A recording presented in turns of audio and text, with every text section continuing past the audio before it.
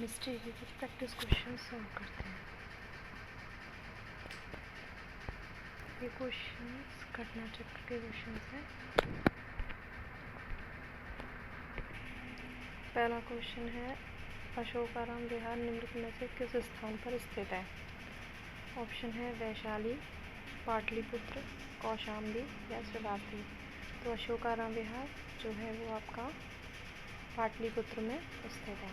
इसके बारे में पढ़ते हैं।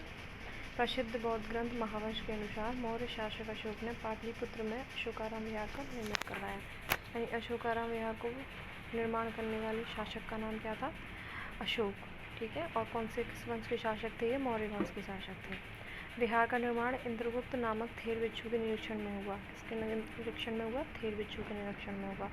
तीसरी बौद्ध सम्मति का भी जो सभा का उसका आयोजन भी किसने करवाया? अशोक के समय में हुआ था।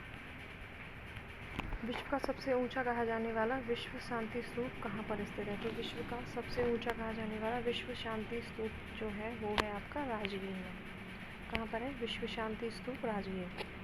बिहार में राजगीर की पहाड़ियों 400 मीटर की ऊंचाई पर स्थित शांति स्तूप विश्व का सबसे ऊंचा कहा जाने वाला विश्व शांति स्तूप है, जो कहाँ है? बिहार के राजगीर में। बुद्ध की 80 फुट बड़ी प्रतिमा जो बोध गया में है निर्मित की गई है। बुद्ध की 80 फीट लंबी प्रतिमा जो बोध गया में निर्मित की गई है, तो किसके द्वारा निर्मित की गई है? जापानियों के द्वारा, थाई लोगों के द्वारा, श्रीलंकइयों के द्वारा या भूटानियों के द्वारा। तो ये निर्मित की गई है जापानियों के द्वारा। कितनी ऊंची है? 80 फीट ऊंची बुद्ध की प्रतिमा, जो कहाँ पर है? बोध गया में। यानी कि बोध गया यानी बिहार के बोध गया के अंदर जापानों ने विश्व की 80 फीट ऊंची यानी बुद्ध की 80 फीट ऊंची प्रतिमा का अनावरण किया। बुद्ध की 80 फीट ऊंची प्रतिमा का अनावरण किया जापानियों के द्वारा बिहार के बोध गया में।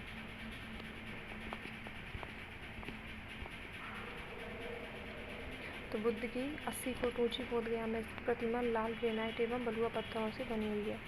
किससे बनी है? लाल ग्रेनाइट एवं बलुआ पत्थरों से। इसके निर्माण में 7 वर्ष का समय लगा और यह प्रतिमा जापान के दाइचोक्यू संप्रदाय के सहयोग द्वारा निर्मित की गई है।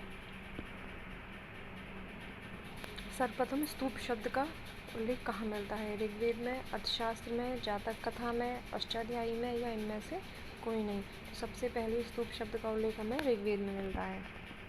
स्तूप शब्द का वर्णन ऋग्वेद में प्राप्त होता है। इसके अतिरिक्त अथर्ववेद, वाजसनेय संहिता, तैत्तिरीय ब्राह्मण संहिता, पंचविंश ब्राह्मण आदि ग्रंथ से स्तूप के संबंध में जानकारी मिलती है। स्तूप का शाब्दिक अर्थ है किसी वस्तु का ढेर। स्तूप निर्माण जिसका संबंध भगवान बुद्ध के जीवन के किसी घटना से नहीं रहा वह है सारनाथ, सांची, बोधगया, कुशीनगर। तो उस स्थान का नाम है सांची। बोधगया का स्तूप स्थल बुद्ध का ज्ञान प्राप्ति से है, यानी बुद्ध बोधगया वो स्थान है जहाँ पे महात्मा बुद्ध को ज्ञान की प्राप्ति हुई थी। सारनाथ वह स्थल है जहाँ पर उन्होंने सबसे पहले अपना उपदेश दिया था, यानी धर्मचक्र परिवर्तन हुआ था। कुशीनगर वह स्थान है जहाँ पे महात्मा बुद्ध की मृत्यु हुई थी, उन्हें महापरिनिर्वाण प्राप्ति हुई थी। लेकिन सांची जो बुद्ध है उसका बुद्ध के जीवन से किसी भी तरीके से कोई संबंध नहीं है।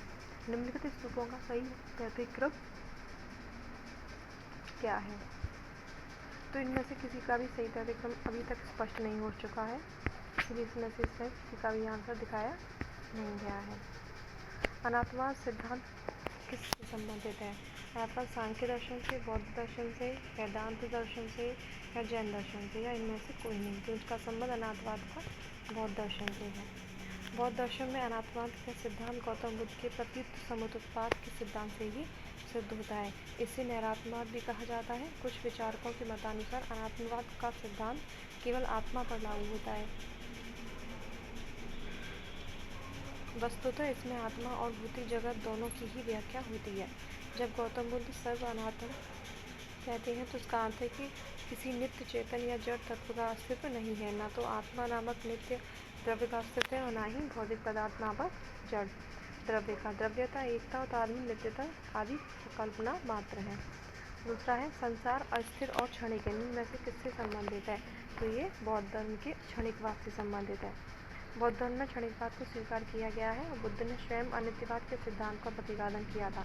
क्षणिकवाद अनित्यवाद का तार्किक विकास है जो बौद्धोत्तर दर्शन में अस्तित्व में आया है।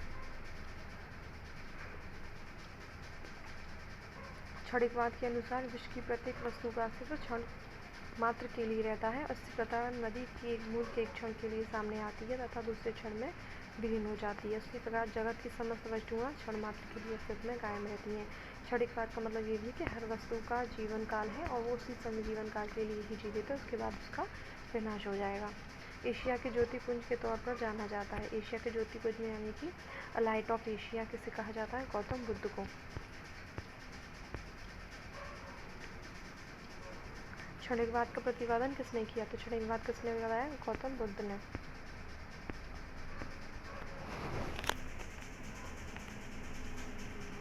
अभी मैंने आपको कुछ क्वेश्चंस का इसका डेमो दिया है। अब आप मुझे पहले कमेंट सेक्शन में ये बताना आपको इस तरीके के क्वेश्चन करने में अच्छा लग रहा है या नहीं। उसके बाद फिर हम इन क्वेश्चंस को आगे करेंगे या फिर आपको इंग्लिश में करना है। आप जो भी हो मुझे बताना, फिर उसके बाद मैं आपको प्रैक्टिस क्वेश्चन के लिए इंग्लिश में कराऊंगी और हिस्ट्री, पॉलिटी, ज्योग्राफी सभी सब्जेक्ट्स के MCQ क्वेश्चंस की भी प्रैक्टिस करा दूँगी। ठीक है, ओके, थैंक यू।